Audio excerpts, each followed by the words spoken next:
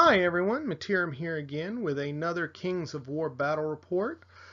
Tonight we have the Brotherhood versus the Herd in a 2,000 point game with the Occupy scenario.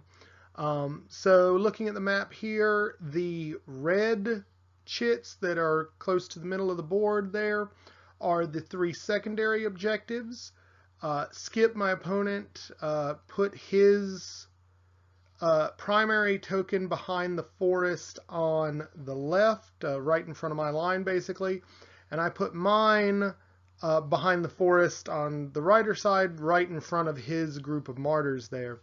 So this is the first time we've played this scenario, and the first time that the Brotherhood have shown up, so there's a lot of new stuff for us to get a hold on, but I think we are getting better with the rules, with one major notable exception, which we'll go through when we start talking about his force and how he is arrayed. So starting here on the hill on my left, we have the Villain Siege Artillery. Next to that is a Forsaken Beast. On just off the hill next to that, we have a troop of Villain Bowmen. Then is the, frankly, the big mistake that we've made. He had a horde of Order of the Brotherhood with the Staying Stone, and we didn't even think about this when he was placing it down, but obviously the horde there is not set up in the right configuration. It's supposed to be wider than it is long. He basically did it in old Warhammer bus setup, which we learned, or I realized, I guess like turn 2 or 3, that was wrong, but by that point it was too late to really go back and do anything with it. So we kind of just went as is. As you can imagine, this did have a pretty major impact on how the game was played, but it was still a fun game, so we're just going to go with it. Sorry, I went too far ahead. Is his devoted with the Shroud of the Saint for his healing.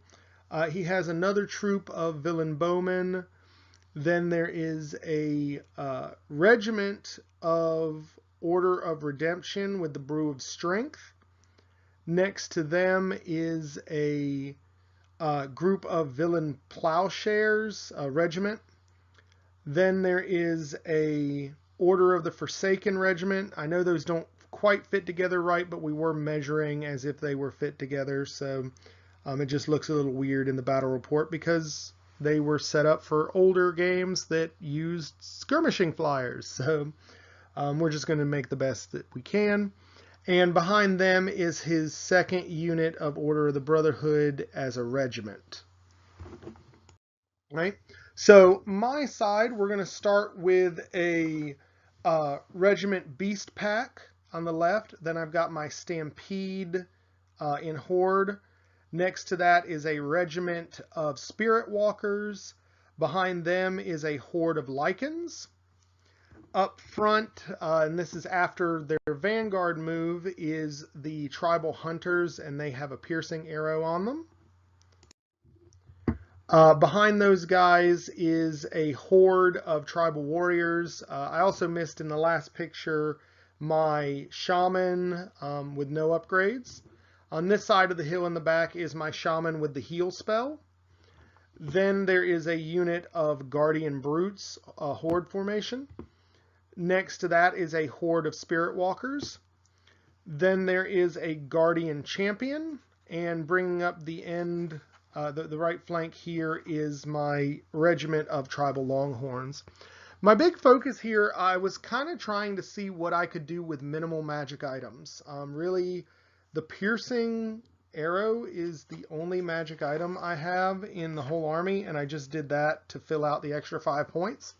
Just kind of wanted to see how I could do without it. In general, my tactics, I kind of put everything heavy in the center, just to be able to grab my primary objective and kind of hold that. I figure I can also get this secondary objective in the middle pretty easy once I gain the primary. And so I figure if I can hold the center, I should be in pretty good shape. I'm not really used to dealing with the Brotherhood. This is my first game against them. So I'm really not sure how I'm going to match up. And so I'm really just kind of going to play it by ear and hopefully be able to react to what comes at me. I just am very nervous about his exceptional charge range, so I've got to keep an eye on that. So I got turn 1, decided to go ahead and see how much of his forces on the right flank I can kind of draw off here by making the tribal Longhorns and the Guardian Champion go to claim the right secondary objective. In the center, I advance slightly. I don't want to put anything too at risk, but I definitely need to get in a position where I'll be able to handle that big horde of peasants, villains in the middle. Over here, my initial thought is that I'm going to run the beast pack up to take out his siege artillery, figuring that should be a pretty easy kill, or the archers as I need them. Again, I'm trying not to stick my head out too far because he just has me outranged like crazy. And I'm really worried about that bus of Night Horde there. If obviously you can see if they were in the right formation, they would cover a lot more ground, and I could probably get them more choked up with the terrain here. But in the shape they are, he's got a lot of ability to just kind of get to what he wants if I let him. And that was my first turn. I had nothing else going on, no spells, no shooting that really did anything. So we go into bottom of 1, and the Forsaken Beast just turns because he sees what I'm going for as far as the beast pack on the siege artillery, and his thought is he figures the beast can take me out and make me pay for that shot. Now that he's done that, though, it makes the bowman a much more attractive target because I'll be able to hopefully kill them, and nothing's going to be able to stop me there. Over here, he is directing a lot of his pressure over here towards those Longhorns, and I'm okay with that. I like the Longhorns, and I want to keep them around, but if they can, by themselves, pretty much tie up a third of his army while I'm dealing with everything else, I think those are points well spent. Everything else, he's advancing forward. In the middle, I think he sees that I'm going for the secondary token here in the middle, and he wants to match that as much as possible. The big thing I think he should have done differently is I don't think he should have turned the unit of knights here, the Order of the Redemption, to go to the right. I think he should have turned those to come to the middle, and so he's definitely made his middle weaker than he otherwise would. Now, that's not to say it's easy because his big horde of knights has line of sight on quite a bit of that area, but I definitely think it's a weakness that I'm hoping to be able to exploit. And so that was it. He didn't really have anything else going on, so we go to my turn 2, and the beast pack go after the bowman. Over here, I want to see if I can lure that unit of knights out, so I move up the my hunters to right at the wall so that if he comes at me, I figure he's going to have to be disrupted, so that's going to slow him down a little bit. Maybe make my guy survive, although probably not. But the nice thing is if he does come for that, and even if he kills them, I've got quite a lot there that's going to be able to countercharge. And if he doesn't, then I'm still sitting on top of his primary objective, so he's going to have to come to me at some point, and I'm just hoping I can get him to a point where he's overextending himself before that happens. And over here, I start bringing up forces to threaten the center objective. I'm not really moving forward to threaten the right objective because I know he's got me outranged, and I just want to draw off more of his troops away from holding that middle down. So I actually do some shooting, and just by random raw luck, I put 3 wounds on the big knight horde here. And then in combat, I do 3 to the peasants, and then I bounce off them, which was decidedly frustrating. The only plus side here is that they are disrupted, so they're not going to be able to shoot me back. And he still can't see me to do counter charges, so I'm pretty happy there. Over here, looks like he's... Yeah, this is his turn. So you can see he's moved up here on the right. He moved the bowman up essentially to try and lure me out. He's also moved his knights to protect the center again. I think he realized how weak he left himself. And then he moved his characters around so that he can throw some heal on the knights and get rid of those wounds, which he does. Over here, he decides not to take the bait immediately, choosing to position himself better. So he flies the Forsaken Knights over into my flank and starts putting some pretty heavy pressure with his villains here on me, leaving his knights in the back within good range that if I go after him, he'll be able to come back at me. So this, I think he's pretty much got this flank held down without too much trouble. I'm not really expecting much on this side to live. My hope is just to tie things up, maybe put some wounds on some stuff, and kind of keep these 3 units out of the main combat that's going to be in the center. He reforms here with the beast, realizing that I kind of outplayed him, and is going to get him where he can get involved in something. Here is the casting of the heal spell that completely heals the knight unit. And then we go into my turn because he had nothing else really going on. His artillery just is not hitting anything for crap. So I decide to go ahead and go back into the bowman with the beast pack, figuring I can take them out. I move everything else up. I gotta try and get him to bite with these knights, and I figure the more I box him up, eventually he'll have to. Now, when I set this up, I'm thinking this is great. I'll be able to kill these bowmen, hopefully, and I haven't left him a big enough hole to get through to get to my stampede. So on the next turn, I'll be able to slam the stampede into him, do a bunch of damage, and hopefully weaken those knights before they got to get into anything. That's my plan at any rate. Everything up here, I decide to go ahead and come up aggressively since I'm boxing in the knights. I'm not really worried about anything. I really don't have much to think about with the villain martyrs there. They're going to be hindered if they come at me with anything, so I'm just kind of ready to make that happen. I did go ahead and throw the Spirit Walker horde into the bowman. I figure that's going to be an easy pickup. It is going to set me up for a counter charge by his Redemption Knights, but I'm going to have to do something about them. And if I'm not thinking they're likely to break the horde of Spirit Walkers on the first go, and I should be able to put some hurt back on them if that's the case.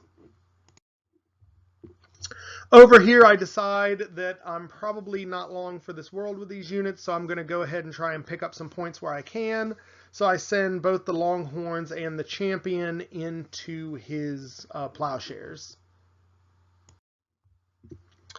Over here, I throw Bane Chant on my Spirit Walkers, figuring that overkill is just fine with me. And over here, I kill the bowman and then make a huge mistake. We actually took a little break here between last turn and this, or between movement and when all this stuff was resolving. So I kind of forgot what my ultimate goal was. And I decided when I came back, I wasn't thinking about blocking the knights off, and I went ahead and ran with them like 5 inches, figuring I'll get into the backfield, do some damage. And it wasn't until after this was done, I realized in doing so, I left a huge area for those knights to come through and get into my stampede. So I'm very, very much kicking myself right now. And over here, obviously, those bowmen aren't going to stand up against a horde of spirit walkers.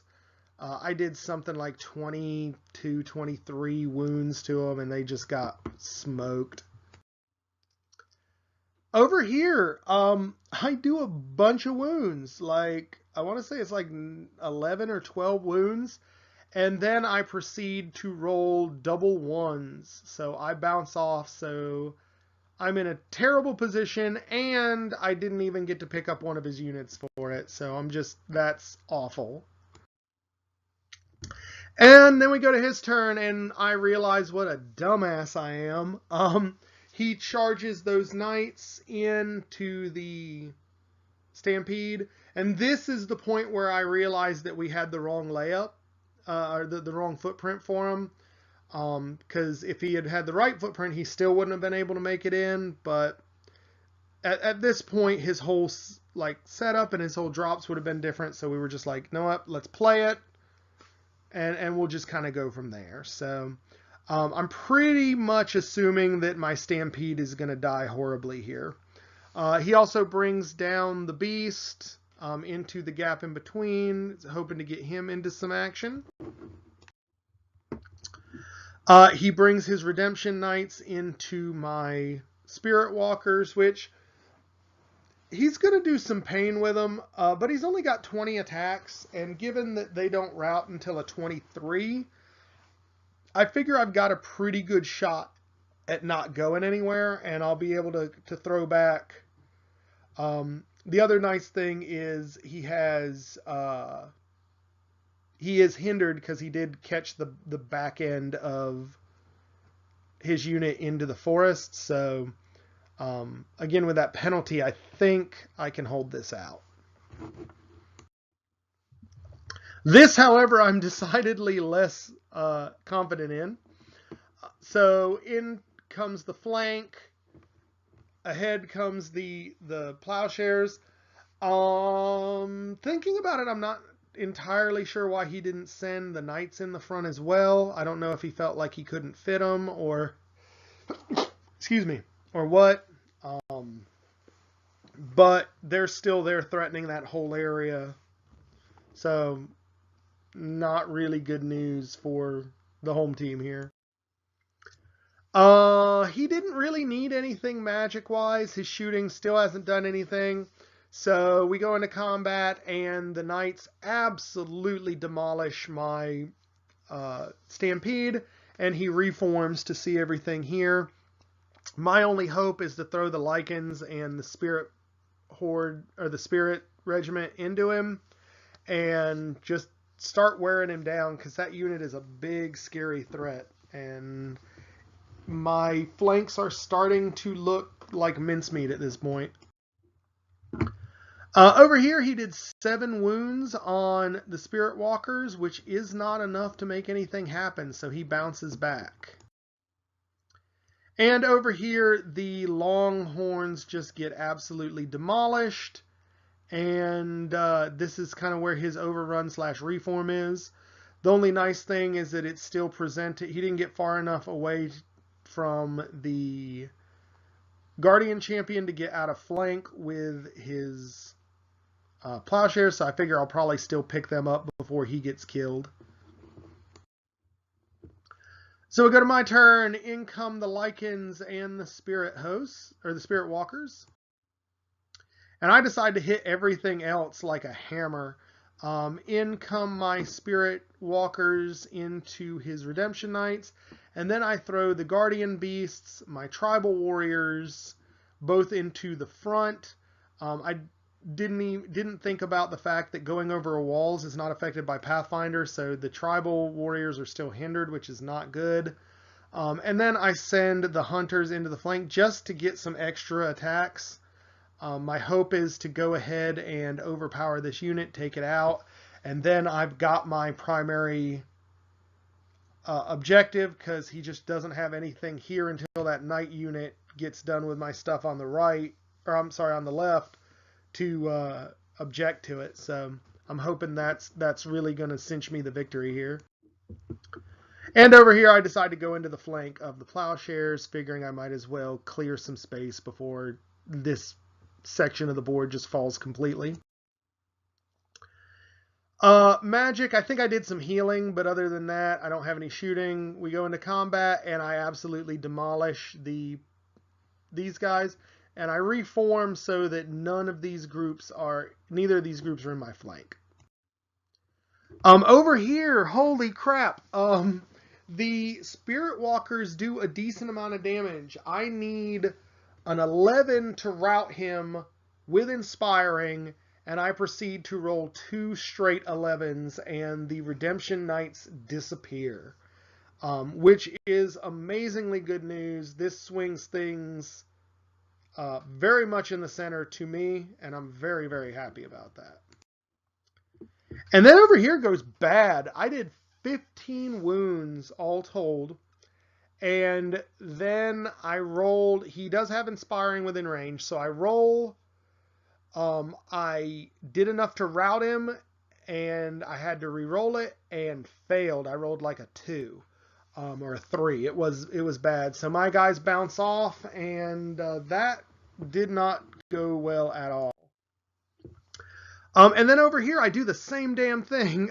15 wounds in the face, roll it, and screw the pooch. I think I rolled like a 3 or a 4, just like it just wasn't anywhere close to enough to rout. I didn't even waver him over here, and he bounces off ready to come back for some mighty smiting. So his turn, he decides to go ahead and just throw massive overkill on the poor Guardian champion.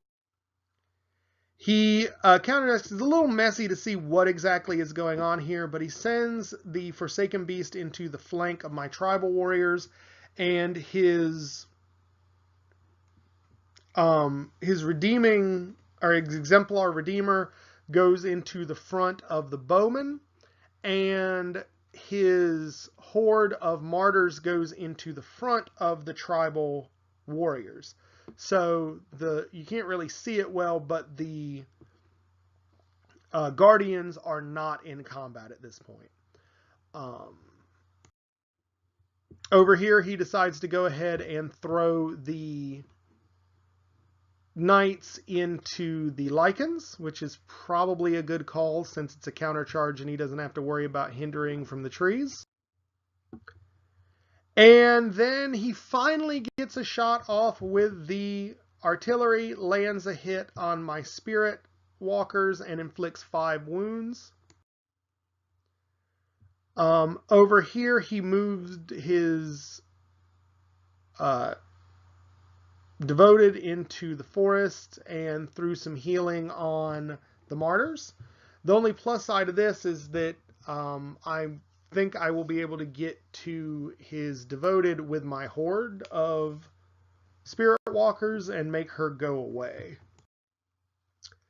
Over here, yeah, we go into combat, and the Knights just absolutely brutalize the Lycan and turn to face the front of the Spirit Walkers.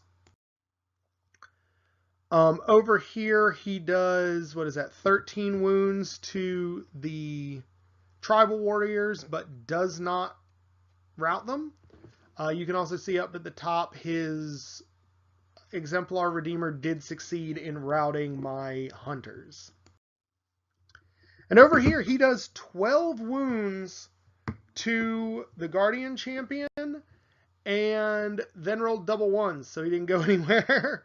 He bounces off, and we're in good shape. So I decide to go ahead and charge back, figuring the Guardian Champion is going to die soon anyway. Might as well try and take out the Flyers. They're the more maneuverable option here. If I can just get lucky and rout them, then his death will have been worthwhile. Over here, I decide to charge back into his Martyrs with both my Guardians and my Tribal Warriors. And by that shift and kind of alignment there, it leaves me enough room to get at his Devoted with the Spirits. And I maneuver around my pack to get in the back just in case this isn't enough and I need to throw more at it next turn. But I didn't actually get a chance to... Actually, you know what? I just realized this. This is another thing. The Beast Pack are nimble. I actually could have corkscrewed around his character there and gotten into their rear. Maybe not. I think the reason why I didn't do that is I was in their flank to start. That might have been why. But either case, I decide their positioning here is better than nothing. And over here, I decide to go ahead and throw forward with the Regiment of Spirit Walkers.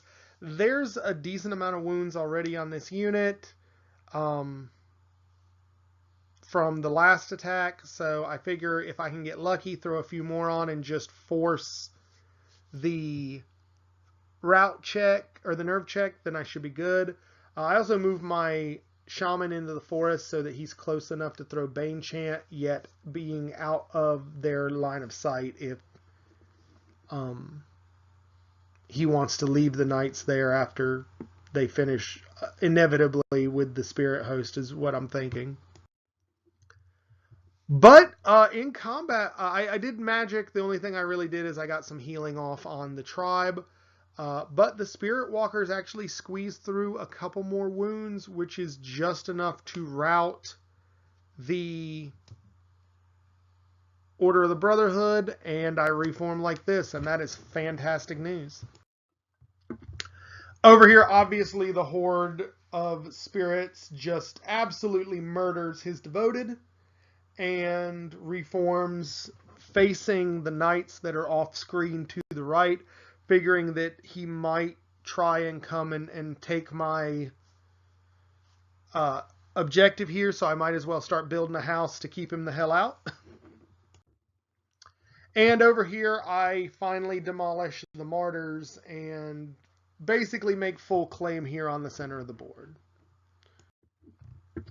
Over here, I do 3 wounds, which is enough to waver the Order of the Forsaken, so I'm pretty happy there.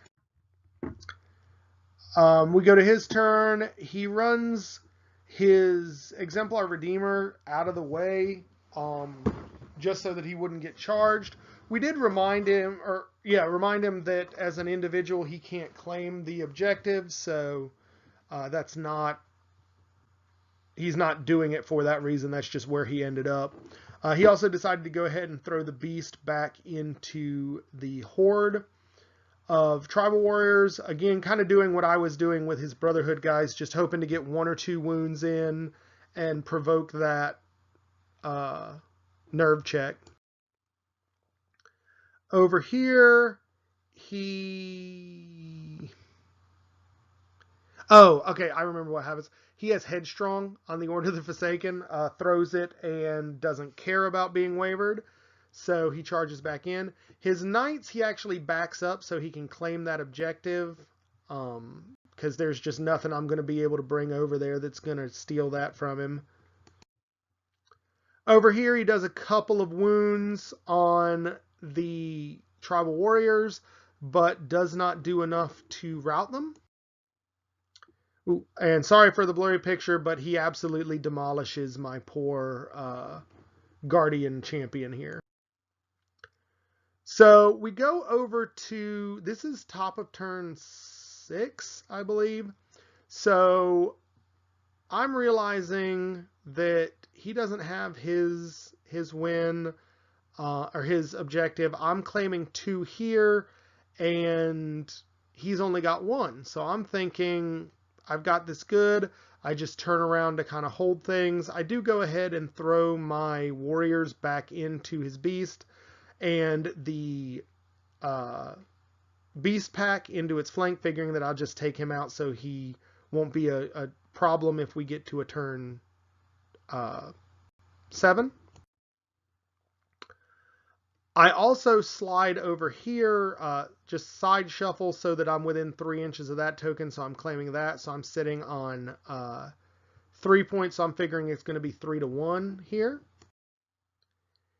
And we go into combat. I throw 7 wounds on the beast, and that is enough to waver it, so he's not going to be able to get away and do anything cute.